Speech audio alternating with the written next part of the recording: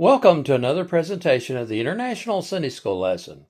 Today's lesson is for August the 17th, 2025. The title of today's lesson is The Two Made One. It's taken from the book of Ephesians, chapter 2, verses 11 through 22. The lesson today speaks to an important topic.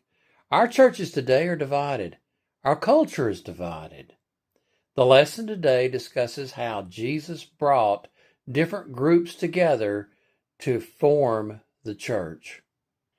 Ephesians 2:11 and 12. Therefore, remember that formerly you who were Gentiles by birth and called uncircumcised by those who call themselves the circumcised, which is done in the body of human hands, remember that at that time you were separate from Christ, excluded from citizenship in Israel, and foreigners to the covenants of the promise, without hope and without God in the world. Well, friends, there were tremendous prejudice during the time of Paul. The Jews considered the Gentiles to be ungodly and unclean. The Gentiles considered the Jews to be ignorant and unsophisticated. The cross of Calvary brought these two hostile groups together to form one unified body, the body of Christ. Ephesians 2:13. But now in Christ Jesus, you who once were far away have been brought near by the blood of Christ. We need to stop and ponder for a minute. Christianity is a blood-bought religion. Christianity is nothing without the work of Christ on the cross of Calvary. Without the shedding of blood, there's no remission of sin. It's the blood of Christ that purchased our salvation. Our discussion should be filled with the blood of Christ. Ephesians 2:14 through 16. For he himself is our peace, who has made the two groups one and has destroyed the barrier, the dividing wall of hostility, by setting aside in his flesh the law with its commands and regulations. His purpose was to create in himself one new humanity out of the two, thus making peace, and in one body to reconcile both of them to God through the cross, by which he put to death their hostility. Paul isn't saying Christians will never be persecuted. Paul isn't saying a Christian will never serve in the military to protect their homeland. Paul is talking about a different type of peace. He is talking about two different types of peace. First, it's the peace in our heart when we accept Jesus as our Savior. We were once full of guilt and shame.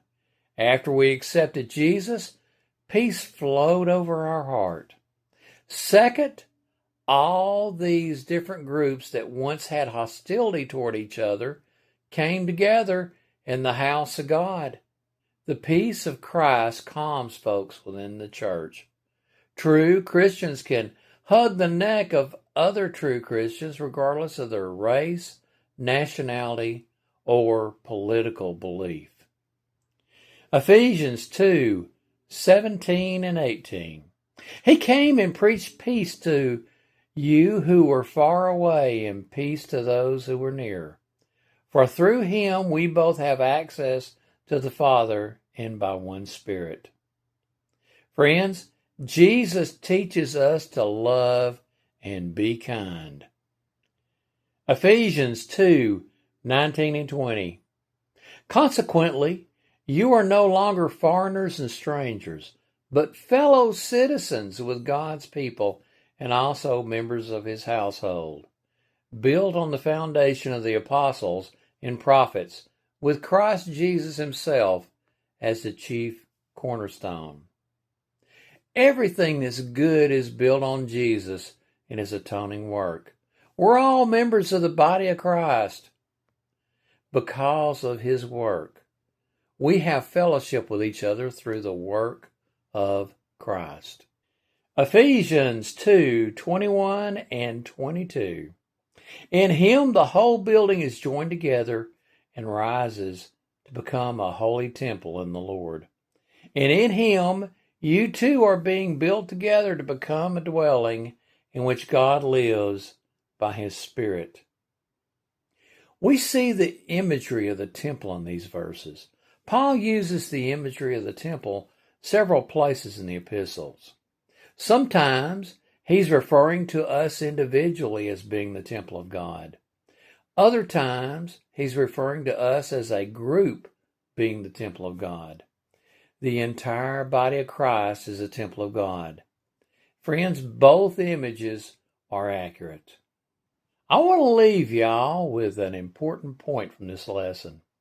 We should bond together with other Christians, regardless of their race, language, accent, social status, political affiliations, nationality, taste in music, which sports teams they support, or absolutely any other thing. The blood of Jesus makes us one body. Now that doesn't include heretics and the backslider, but bond together with all true believers. Well, friends, good Lord willing, I'll be back with you next weekend.